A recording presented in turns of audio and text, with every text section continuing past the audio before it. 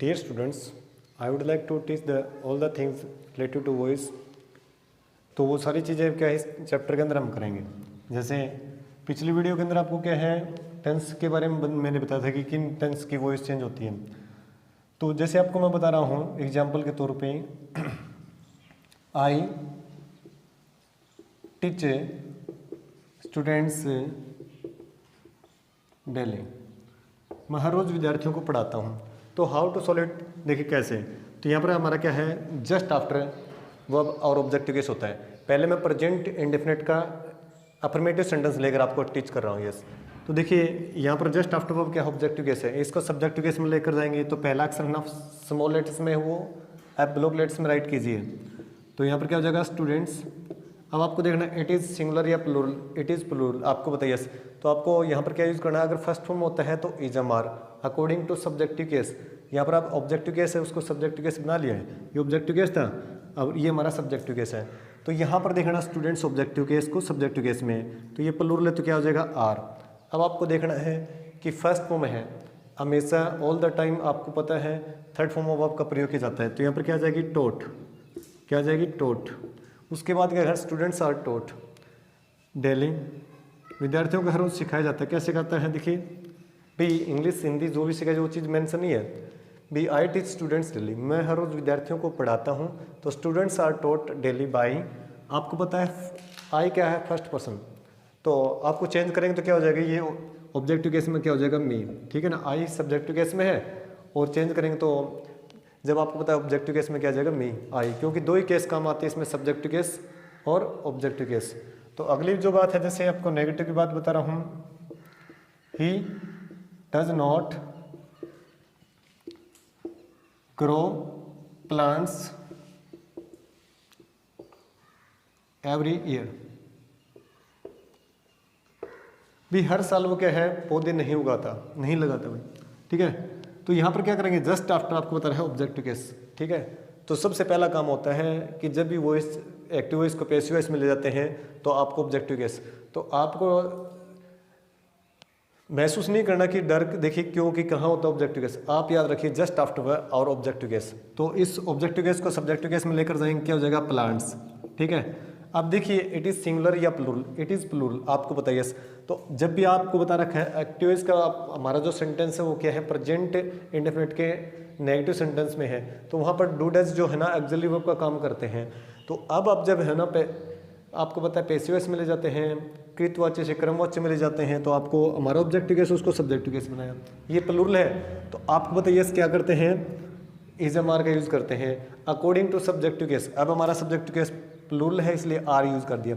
अब आपको बताइए नोट का मेंशन हो जाए, क्यों, क्योंकि नकारात्मक भाव का अभिव्यक्त करा इस वाक्य में, नकारात्मक भाव है इसलिए नोट का मेंशन किया है। It is first form of verb, ये क्रिया की पहली अवस्था में है। यस, आपको पता है इसको थर्ड फॉर्म में ले जाएंगे। यस, क्या हो जाएगा ग्रोन।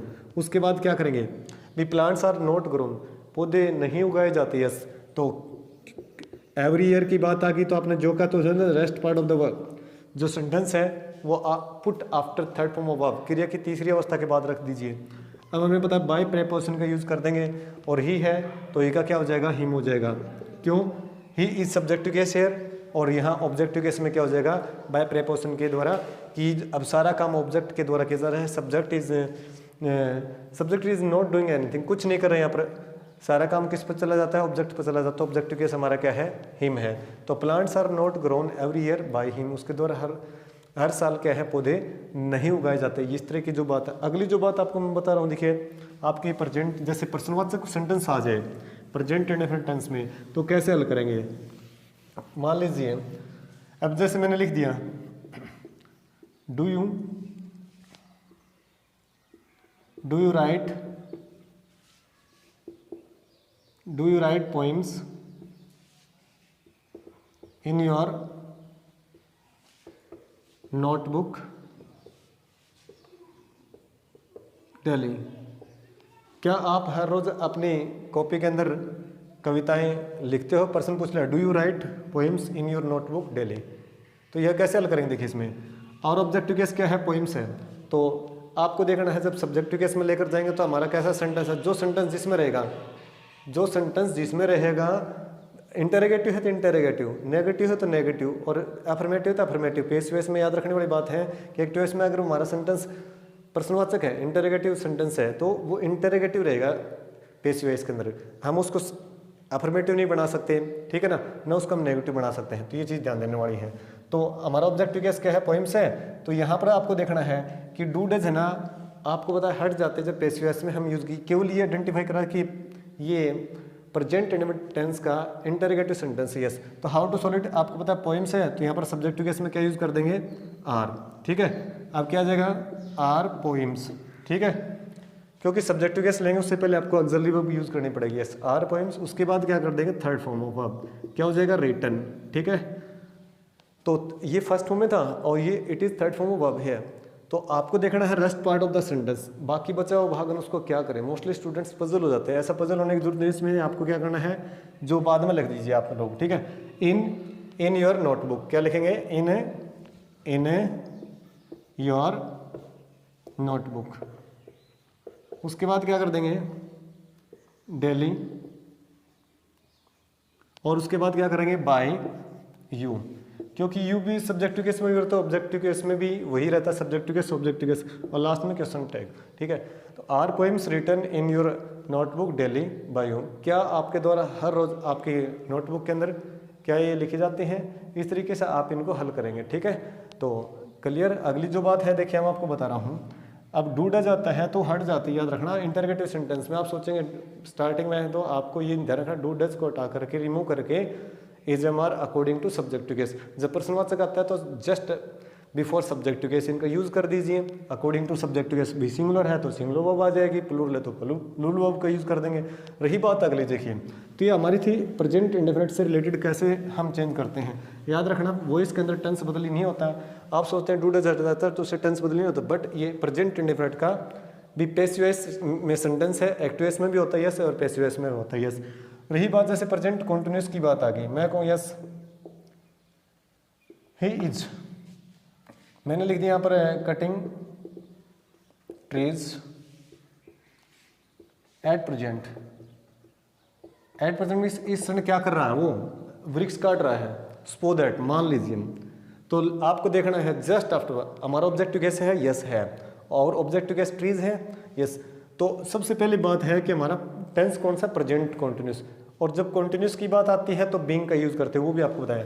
तो पहला काम आपको जस्ट आफ्टर आपको ऑब्जेक्टिव केस देखना है, यस। कई बार सेंटेंस में दो ऑब्जेक्ट आ जाते हैं, वो भी आपको बात बताई जाएगी, यस। अब देखिए ट्रीज की बात कर रही है, यस, तो यहाँ पर इसको पहले लेंगे तो आपको पता है first letter write in block letters all the time, हर वक्त हमें आपको क्या है, जो सब ऑब्जेक्टिव केस है उसको सब्जेक्टिव केस में लाएंगे। अगर वो सेंटेंस के अंदर उसका फर्स्ट लेटर स्मॉल लेटर्स में तो ब्लॉक लेटर्स में राइट कीजिए। अब आपको पता yes according to subjective case हम इसमें हेल्पिंग वर्ब यूज करते हैं, इज एम आर होता है यस, और सब्जेक्टिव केस प्लूरल, तो यहाँ पर यहाँ क्या यूज कर देंगे, आर। बट आपका काम है एक्टिव वॉइस में आपको टेंस देखना है, क्या है, प्रेजेंट कॉन्टिन्यूस है, आपको पता है कॉन्टिन्यूस में होता है तो बीइंग का यूज करते हैं, यस। अब आपको बताया जाएगा बीइंग क्यों आता है, ये भी बात बताई जाएगी, यस। बीइंग आपको पता है यस फर्स्ट फॉर्म है, आप फर्स्ट फॉर्म के साथ आईएनजी, ये कौन सी फॉर्म कल आती है, मोस्टली स्टूडेंट्स को नहीं पता होता। ये होता है प्रेजेंट पार्टिसिपल, याद रखने वाले, जिस वर्ब के साथ आईएनजी लगा वो प्रेजेंट पार्टिसिपल कल आती है। क्लियर कि हमारा जैसे जनरल का जो टॉपिक आता है, ठीक है, उसमें जो बात आती है कि क्रिया के साथ आईएनजी लगता है, मैं कहूँगा स्विमिंग इज गुड एक्सरसाइज, तो स्विमिंग वो नाउन का भी काम करती है, कहने को लोग उसके अंदर नाउन के भी गुण हैं और क्रिया के गुण हैं, तो आपको उस टॉपिक में बताए जाएंगे। लेकिन यहाँ पर क्या है, वर्ब की फर्स्ट फॉर्म के साथ आईएनजी है तो थर्ड फॉर्म क्या जाएगी, कट की कट रही रहती है, कट कट कट, ठीक है। कुछ एक्सेप्शनल वर्ब होती ही है, जैसे बट है, जैसे भाई कट की बात आ गई है, पुट की बात आती है, ठीक है।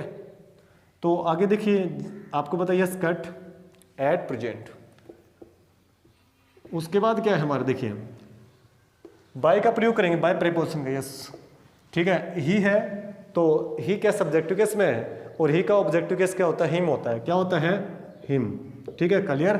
तो ट्रीज आर बीइंग, देखिए cut at present by him, इस क्षण उसके द्वारा पेड़ काटे जा रहे हैं, और पहले क्या था, इस क्षण वो वृक्षों को काट रहा है, और वृक्ष है ना वो उसके द्वारा इस क्षण काटे जा रहे हैं, इसका मतलब ये है वो काट रहा है। तो आपको मोस्टली भी नहीं पता ये क्या होती है, ये क्या होती है, मोस्टली कहेंगे भाई प्रेजेंट कॉन्टिन्यूस में तो बीइंग यूज होता है, ये होता तो हमें भी पता है होता है, लेकिन इसकी वजह क्या है और क्या काम करता है, इसका क्या कहते हैं कार्य उत्तर, कट क्या है। अब मोस्टली कहेंगे ये भी वर्ब है। अब पूछ ले जाए स्टूडेंट से ये क्या है, नो बीइंग है, ये क्या है, क्रिया काम करती है, तो ये किसका काम करती है, ये भी क्रिया काम करती है। तो पता तो होना चाहिए ना कौन सी क्रिया है, ये किस कैसा काम करते, कंसेप्ट तो तभी क्लियर होगा। आपको होता है बीइंग है, बी का फर्स्ट जैसे फर्स्ट फॉर्म है, जैसे बी वाज बीन होता है हमें पता है, यस, लेकिन बी के साथ वर्ब के फर्स्ट के साथ आईएनजी लगा। अब हमें पता ट्रीज आर बीइंग, यहाँ तक की मैं बात ले रहा हूँ, ट्रीज आर बीइंग, वृक्ष हो रहे, बी का मतलब होना है, हो रहे क्या हो रहे हैं, काटे जा रहे हैं, लगाए जा रहे हैं, ठीक है, आया ना समझ में आपको, या सींचे जा रहे हैं, हो तो रहे हैं, या वाटर्ड किया जा रहा है, उनको काटा जा रहा है, कटिंग किया जा रहा है, या उनको भी ग्रोइंग किया जा रहा है, ठीक है ना, ये चीज़ें हमें देखने वाली बात है। तो मोस्टली स्टूडेंट्स यहाँ पर पता नहीं करवाते हुए ये किसका काम करता है, बस जो हम बी की फर्स्ट फॉर्म के साथ आईएनजी लगाते हैं वो तो एक्शंस को दर्शा रही है, काम हो रहा है, बट जो मुख्य क्रिया ना मेन वर्ब, अब मेन वर्ब क्या है, यही है जो थर्ड फॉर्म ऑफ वर्ब के तौर पर काम कर यहाँ पर कट, तो ये बता रही है कि काम क्या हो रहा है, कि वृक्षों को काटा जा रहा है, न कि उनको लगाया जा रहा है, समझ में, न कि उनको वाटर्ड किया जा रहा है। तो ये चीज़ें आपको ध्यान देने वाली है कि बीइंग यहाँ पर ये कार्य करता है कि काम को दर्शा तो रहा है, हो रहा है, लेकिन वो मेन वर्ब बताएगी काम क्या हो रहा है इस वक्त, भी ऑब्जेक्ट के द्वारा काम क्या किया जा रहा है, भी समथिंग हैज़ बीन डन, कुछ किया गया है, तो क्या किया गया है, तो ये किया गया है, कल इस दफ़ा ये किया जा रहा है, किसके द्वारा, उसके द्वारा, कि वृक्षों को उसके द्वारा इस क्षण काटा जा रहा है। आया ना समझ में आपको, यस। अगली बात मैं और मान लीजिए इसे लेता हूँ, यस, जैसे मैंने लिख दिया they are breaking twice now, इस क्षण वो क्या कर रहे हैं, खिलौनों को तोड़ रहे हैं, छोटे बच्चे, स्पो दैट। तो आपको देखिए जस्ट आफ्टर वर्ब, हमारा ऑब्जेक्टिव केस आपको मैंने बता रहा, हमेशा याद रखना जस्ट आफ्टर वर्ब और objective case in the sentence. तो ट्वाइस इसको सब्जेक्टिव केस में लेकर जाएंगे तो टी बड़ा लिख देंगे, यस। अब देखिए इट इज सिंगुलर या प्लूरल, आपको देखना पहला टेंस कौन सा, प्रेजेंट कंटिन्यूअस, यस, तो उसमें हमें ऑक्सिलरी वर्ब पता चल गया हमारा। अब ऑब्जेक्टिव केस जिसको सब्जेक्टिव केस में बनाया है वो क्या है, प्लूरल है, तो आर यूज कर देंगे। अब आपको देखना है यस कि आर यूज है, हमारा एक्टिव वॉइस का जो सेंटेंस है वो प्रेजेंट कंटिन्यूअस में है, तो यहाँ पर क्या लगा देंगे, बीइंग। अब मैं फिर बता रहा हूँ, बीइंग बी की फर्स्ट फॉर्म के साथ आईएनजी लगा दिया हमने, बी होता है और आईएनजी अटैच कर दिया, तो ट्वाइस आर बीइंग, उनको प्रीपेयर्ड किया जा रहा है, ठीक है, क्या किया जा रहा है, उनको खरीदा जा रहा है, ठीक है, उनको फेंका जा रहा है, वो तो मेन वर्ब बताएगी। तो मेन वर्ब आपके जैसे यहाँ पर अब फर्स्ट फॉर्म के साथ प्रेजेंट पार्टिसिपल काम करती है, ब्रेक, तो आपको पता चल गया ऐसे, तो यहाँ पर क्या आ जाएगा, जैसे ब्रेक की बात आ गई ना, तोड़ना, तो यहाँ पर क्या आ जाएगा, ब्रोकन, क्या आ जाएगा, ब्रोकन, ठीक है। Be twice are being broken, now आता है, देखिए नाउ और बाय प्रीपोजिशन का यूज करेंगे, ठीक है, और दे का क्या हो जाएगा, ऑब्जेक्टिव कैसे हो जाएगा, देम, ठीक है ना, दे का क्या हो जाएगा, देम। अब ये हमारा देखिए अफर्मेटिव सेंटेंस था कि twice are being broken now by them, उनके द्वारा। अब इस क्षण क्या है, क्या किया जा रहा है, बोलते वक्त कोई काम जारी हो वहाँ पर नाउ का प्रयोग किया जाता है, यस, एडवर्ब के तौर पे, कि twice are being broken now by them, उनके द्वारा अब जो खिलौने हैं वो तोड़े जा रहे हैं। तो ये मेन वर्ब का काम करेगी, याद रखना बेटा। और ये क्या करेगी आपको बताइए, यस, ये एक्शंस को दर्शा रही है, काम हो रहा है, बट क्या हो रहा है वो तो मुख्य क्रिया बताएगी। तो याद रखना ये मेन वर्ब का काम करती है, क्रिया काम करती है जिसके फर्स्ट फॉर्म, ये तो एक्शंस को दर्शा रही है, हो रहा है, ठीक है। भी एक्शंस को क्या कर रही है, जो काम है वो उसको एक्सप्रेस कर रही है कि भी काम है ना वो चल रहा है, काम जारी है, बट मुख्य जो क्रिया है वही बताएगी काम क्या भी किया जा रहा है, किस काम को अंजाम दिया जा रहा है, यस। तो प्रश्नवाचक सेंटेंस आ जाए, मैं कहूँ यस, आर यू, मैंने लिख दिया जैसे आर यू सॉल्विंग, भाई क्वेश्चंस की बात कर दी, questions at the moment, at the moment, क्या आप इस क्षण जो पर्सन है उनको हल कर रहे हैं, यस, क्वेश्चंस को। तो और ऑब्जेक्टिव केस क्या है, क्वेश्चंस है, तो इसको पहले लेंगे, बट आपको देखना सेंटेंस कैसा है, इंटरोगेटिव सेंटेंस है, तो सेंटेंस को हम चेंज नहीं करेंगे, उसको सिंपल नहीं बनाएंगे, जैसा वैसा ही। अब हमारा ऑब्जेक्टिव केस सब्जेक्टिव केस में आएगा, तो उससे पहले हमें देखना पड़ेगा कौन सा टेंस में है, हमारे एक्टिव केस प्रेजेंट कंटीन्यूअस में, तो आर यूज करेंगे, क्योंकि और जो ऑब्जेक्टिव केस है उसको सब्जेक्टिव केस में ले जाएंगे, तो ये प्लूरल है, तो यहाँ पर क्या आ जाएगा, क्वेश्चंस। उसके बाद क्या करेंगे, आर क्वेश्चंस। उसके बाद देखना हमारा प्रेजेंट कंटीन्यूअस में बीइंग, तो आर क्वेश्चंस बीइंग, क्या किया जा रहे हैं, याद किए जा रहे हैं, लिखे जा रहे हैं, ठीक है ना, ये समझाए जा रहे हैं, वो मुख्य क्रिया बताएगी, यस।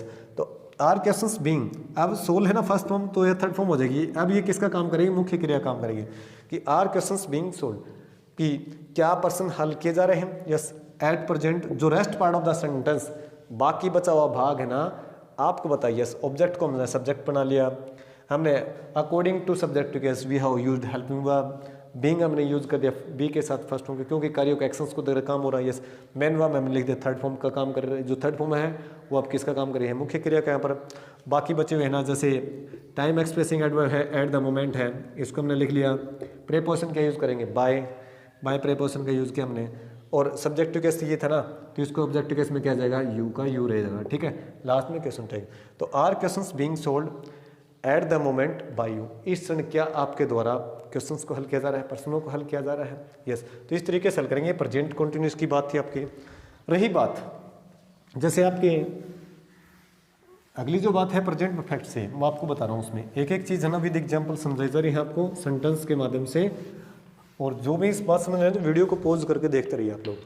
रही बात जैसे प्रेजेंट परफेक्ट की बात कर रहा हूँ मैं, जैसे मैं कहूँ यस दे हैव, यहाँ पर लिख दिया मैंने they have won the match lately, हाल ही में उन्होंने क्या है मैच को जीत लिया है, जीत चुके हैं, हाल ही में जीता है, कोई हॉकी हो चाहे क्रिकेट का हो वॉलीबॉल का, यहाँ से हमने। तो आपको देखना सबसे पहले वाक्य में सबसे पहले देखिए जस्ट आफ्टर वर्ब और ऑब्जेक्टिव केस होता है, क्रिया के तुरंत बाद हमारा ऑब्जेक्टिव केस हमें है यस। कई बार एक सेंटेंस में दो भी ऑब्जेक्टिव केस मिलते हैं, वो आपको बताया जाएगा। देखिए तो द मैच है, तो इसको सब्जेक्टिव केस में लेकर आएंगे तो क्या करेंगे, टी बड़ा कर देंगे द मैच। अब आपको यस ये क्या है, सिंगुलर माना जाता है यस, तो सिंगुलर होगा तो आपको बताइए यस क्या यूज करेंगे, हैज, द मैच हैज। कोई भी गेम होता है वो सिंगुलर में काउंट होता है, चाहे मैच की बात कर दीजिए। आपको है पता है यस, अब यहाँ पर किसका यूज करेंगे, बीन का, जैसे we was been, third form होती बी की।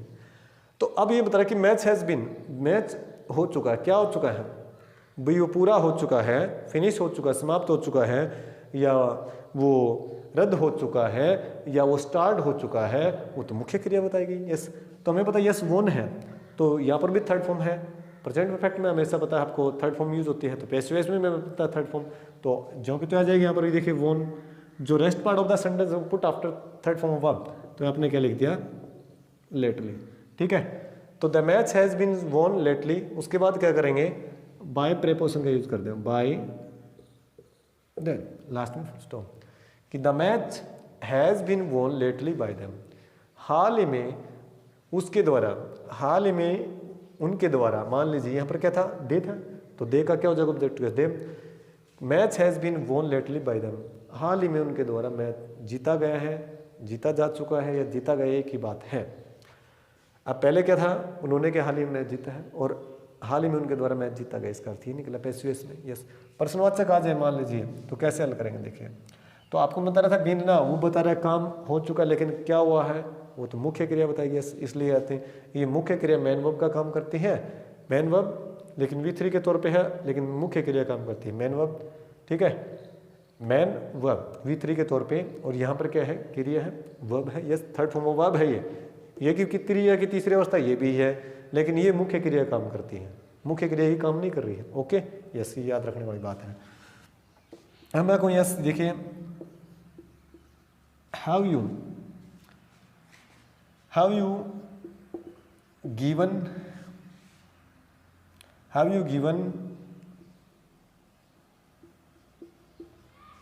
a pen, ठीक है। have you कहते हैं यस, have you given, क्या आपने एक पेन दिया है, ठीक है ना। जैसे मैं मान लूँ हमारे पास ऑब्जेक्टिव कैसे, यस हिम की बात कर दी मैंने, हिम, और लिख दिया मैंने ये जैसे रिसेंटली की बात कर दी, क्वेश्चन टैग, कि क्या हाल ही में आपने उसको एक पेन दिया है, एक कलम दी है, कैम जिसको बोलते हैं लेखनी या कलम। तो आपको देखने वाली बात है हमारा, जैसे how you given, just after, ये हमारे पास और ये हमारे पास दो ऑब्जेक्ट आ गए।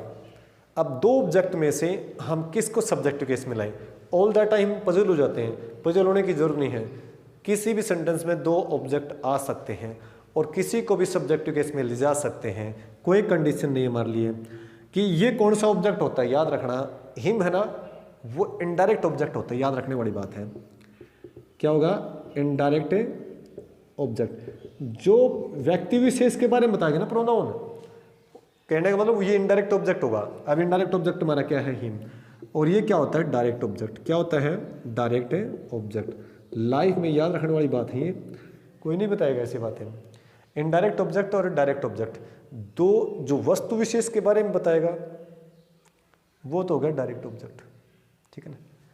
और इनडायरेक्ट ऑब्जेक्ट कौन सा, जो व्यक्ति जैसे वस्तु विशेष के बारे में बताए तो डायरेक्ट ऑब्जेक्ट, और व्यक्ति के बारे में जैसे प्रोनाउन के तौर पर जो यूज होते हैं, ही जैसे है या हिज है, हिम है, ऐसे ये हमारे जैसे ऑब्जेक्टिव केस में इनडायरेक्ट ऑब्जेक्ट होते हैं। जैसे कौन सा, ही नहीं, हिम, जैसे हर आ गया, यू है, ठीक है, अस है, दैम है, ये हमारे इनडायरेक्ट ऑब्जेक्ट कहलाते हैं।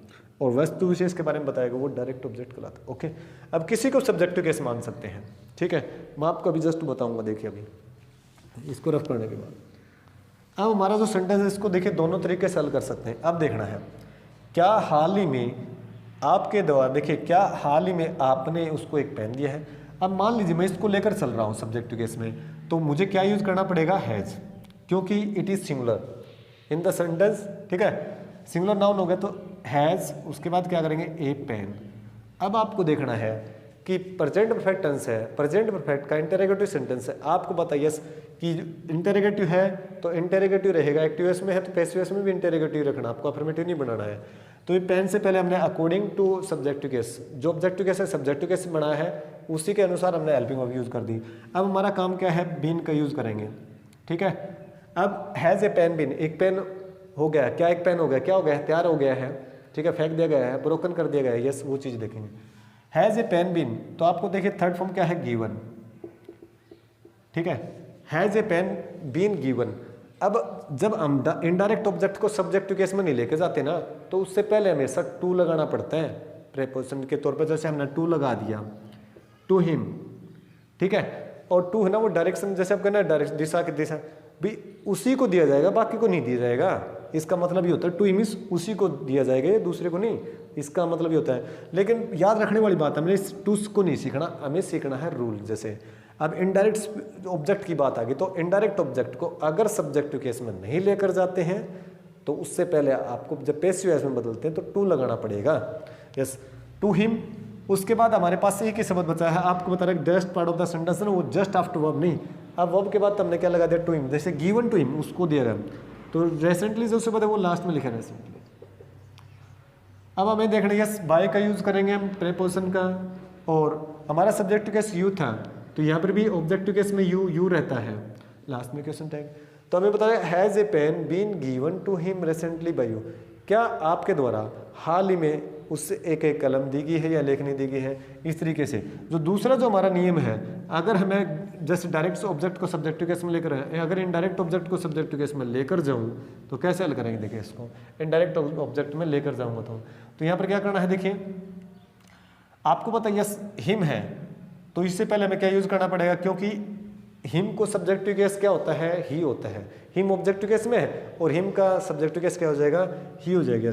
तो हैज ही, उसके बाद देखना आपको क्या करेंगे, हैज ही बीन का यूज करेंगे, ठीक है, क्योंकि हमारा कौन सा ऑब्जेक्ट ले लिया हमने, इनडायरेक्ट ऑब्जेक्ट को सब्जेक्टिव केस में बना लिया हमने। तो यस हैज ही बीन, उसके बाद थर्ड फॉर्म क्या यूज कर देंगे, गिवन, ठीक है। उसके बाद क्या यूज करेंगे हमें पता है, yes has he been given. अब सब्जेक्टिव केस कुछ नहीं कर रहा है, उसको तो दिया जा रहा है कोई चीज, जैसे गिवन क्या दिया गया है, उसको एक पेन दिया गया, ए पेन। तो हमारा ये जैसे हमारा ये डायरेक्ट ऑब्जेक्ट है, इसको मैंने सब्जेक्टिव केस में नहीं लिया, तो इससे पहले टू नहीं लगाना पड़ता, इनडायरेक्ट ऑब्जेक्ट से पहले टू लगाना। इनडायरेक्ट ऑब्जेक्ट कौन से हो गए, जो प्रोनाउन जैसे आपको मैंने बताया यू है, दैम है, हर है, हिम है, अस है, ठीक है ना, ये हमारे क्या है ऑब्जेक्टिव। जैसे इट्स होगा, जैसे इट है, ठीक है, और हिम है, ये हमारे ऑब्जेक्टिव कैसे हैं, कौन से ऑब्जेक्टिव क्लास कहलाती हैं, अगर सेंटेंस में इनडायरेक्ट ऑब्जेक्ट कहलाते हैं। तो ए पेन, उसके बाद क्या कर देंगे, रिसेंटली, रिसेंटली, और प्रेपोजिशन क्या यूज करेंगे, बाई, और लास्ट में क्या यूज करेंगे, यू, ठीक है ना, बाई यू, क्योंकि यू सब्जेक्टिव केस में भी वो होता है और ऑब्जेक्टिव केस में वही रूप होता है यू का, ठीक है। तो has he been given a pen recently by you, क्या हाल ही में आपके द्वारा, ठीक है ना, क्या हाल ही में, देखिए आपके द्वारा उसे एक पेन दिया गया है, ठीक है, दिया जा चुका है या दिया गया, इसका अर्थ होता है। तो जब दो ऑब्जेक्ट आते हैं तो दो डीपली बता दिया, ये डायरेक्ट ऑब्जेक्ट कहलाता है, ये इनडायरेक्ट ऑब्जेक्ट कहलाता है, इस तरीके से हम हल करेंगे। तो ये था आपका प्रेजेंट परफेक्ट टेंस से रिलेटेड बात। कि अगला हम जैसे हम टेंस की बात, एक एक चीज़ आपको बारीकी समझाई जा रही है कि टेंस में हम कैसे बदलाव करते हैं। रही बात अब पास्ट इंडिफरेंट जो है उसमें कैसे हल करेंगे, देखिए बी मैं कहूँ yes I did not beat students, I did not beat students yesterday, कि मैंने कल विद्यार्थियों को नहीं पीटा। तो ये बात मैं नेगेटिव सेंटेंस को ले रहा हूँ, मान लीजिए। तो कैसे हल करेंगे, देखिए हमारा काम क्या है, जस्ट आफ्टर वर्ब हमारा ऑब्जेक्टिव केस, सबसे पहला काम होता है ऑब्जेक्टिव केस को। देखिए क्या है, स्टूडेंट्स है, इसको पहले लेकर जाएंगे। तो सब्जेक्टिव केस में क्या होगा, स्टूडेंट्स, ठीक है, क्या है स्टूडेंट्स। अब आपको देखना है नेगेटिव सेंटेंस है तो डिड को हटाकर, आपको पता है डिड नेगेटिव में यूज होता है एक्सिलरी वर्ब के तौर पर, लेकिन पैसिव वॉइस में हम इसका यूज नहीं करते। इसके स्थान पर हम किसको लेते हैं, वाज वर्ब को लेते हैं। पैसिव वॉइस में हम इसका यूज नहीं करते, ठीक है। जैसे हम लेकर जाएंगे तो यहाँ पर क्या यूज कर देंगे, वर्ब। डिड कहने का मतलब डिड आता है तो पैसिव वॉइस में आप बनाते हैं तो रिमूव कर दीजिए, कहने का मतलब ये है। तो स्टूडेंट्स से वर्ब, आपको पता है नेगेटिव मीनिंग को एक्सप्रेस करने के लिए नोट मेंशन कर दिया, नोट को हम रिमूव नहीं करेंगे, याद रखना। और उसके बाद थर्ड फॉर्म क्या आ जाएगी, बीटन, ठीक है।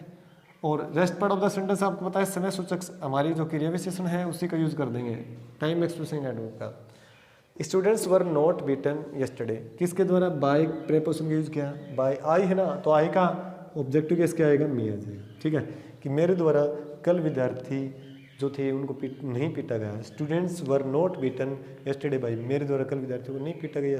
तो इस तरीके से हल करेंगे। जैसे बात आती है, जैसे मैं कहूँ yes he give me a book, मैं लिख रहा लास्ट मंथ, पिछले महीने क्या उसने मुझे एक पुस्तक दी। Yes how to solve it, कैसे हल करेंगे, देखिए हमारे पास अब दो ऑब्जेक्ट आ गए ना, मी है एक है ए बुक। तो कैसे हल करेंगे, किसी को सब्जेक्टिव केस मान सकते हैं, कोई कंडीशन नहीं होती एग्जाम में, दोनों तरीके से हल कर सकते हैं। तो मैंने आपको बता रहा जस्ट आफ्टर वर्ब कि आपको दो ऑब्जेक्ट आते हैं ना, तो आप ठीक क्रिया के बाद वाला ले लीजिए, आप चक्कर में ना पड़िए भी आप इसको हल करेंगे न करें, लेकिन दोनों तरीके सीखें तो बहुत अच्छी बात है।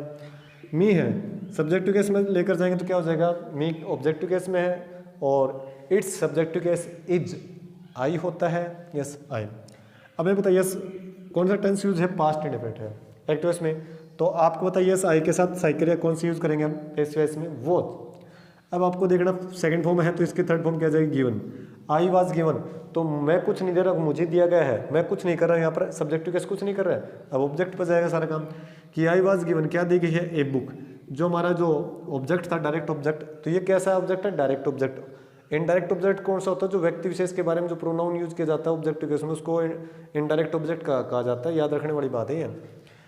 ए बुक, उसके बाद क्या करें, rest part of the sentence, बाकी बचे हैं ना उनको आप रख दीजिए यहाँ पर, ठीक है, लास्ट में। अब बाय प्रीपोजिशन का यूज करेंगे और ही का क्या हो जाएगा, ऑब्जेक्टिव केस हो जाएगा हिम, ठीक है। तो I was given, subjective case कुछ नहीं करा है, देखिए I was given a book last month by him, उसके द्वारा पिछले महीने मुझे क्या है एक पुस्तक, देखिए I was given a book last month by him, उसके द्वारा पिछले महीने मुझे एक पुस्तक दी गई थी, ठीक है ना, मुझे दी गई या दी गई थी की बात है। तो इस तरीके से हल करेंगे, दो ऑब्जेक्ट आते हैं। लेकिन मैं ये बुक को सब्जेक्टिव केस में लेकर चलूँ, मान लीजिए ए बुक, ठीक है। अब आपको देखना है यस सेकंड, जैसे पास्ट इंडेफिनिट टेंस यूज है एक्टिव वॉइस में, तो यहाँ पर पैसिव वॉइस में ले जाएंगे तो वाज यूज हो जाएगा, क्यों, और सब्जेक्टिव केस भी इस टाइम क्या है, दिस टाइम कौन सा हमारा, इस वक्त क्या है, ए बुक है और it is singular A book was. उसके बाद क्या करेंगे हम, थर्ड फॉर्म का यूज कर देंगे given, A book was given, एक पुस्तक दी तो गई है लेकिन किसे दी गई है, तो हमारे पास क्या है, ये तो कौन सा ऑब्जेक्ट कहलाता है, और ये हमारा यहाँ पर देखिए ये वाला, ये हमारा क्या है, डायरेक्ट ऑब्जेक्ट, और ये हमारा कैसा है, इनडायरेक्ट ऑब्जेक्ट। तो इनडायरेक्ट ऑब्जेक्ट जो प्रोनाउन के तौर पे यूज होता है ना, उसी को इनडायरेक्ट ऑब्जेक्ट कहते हैं। तो यहाँ पर क्या लगा देंगे, टू लगा देंगे, क्योंकि हम जब इनडायरेक्ट ऑब्जेक्ट को सब्जेक्टिव केस में नहीं लाते हैं, जब एक सेंटेंस में दो ऑब्जेक्ट होते हैं, अगर इनडायरेक्ट ऑब्जेक्ट को हम सब्जेक्टिव केस नहीं बनाते हैं तो उसको सेंटेंस में जब उसका प्रयोग जो का त्यों रखेंगे तो उससे पहले हमें टू लगाना पड़ेगा, याद रखने वाली बात है। और यहाँ क्या कर देंगे, लास्ट मंथ बाय हिम, तो ये तो रहा हमारा पास्ट जैसे इंडेफिनिट की बात आती है तो कैसे हल करेंगे, 2 ऑब्जेक्ट आते हैं वो भी आपको बता दिया, पजल होने की जरूरत नहीं है। दोनों सिंपल भी आपको पता है, नेगेटिव भी और इंटरोगेटिव सेंटेंस भी मैंने रिपीट कर दिए हैं, ठीक है। तो इस तरीके से हल करेंगे, जैसे a book was given to me last month, ठीक है। जो जैसा सेंटेंस है उसको वैसा ही रखना।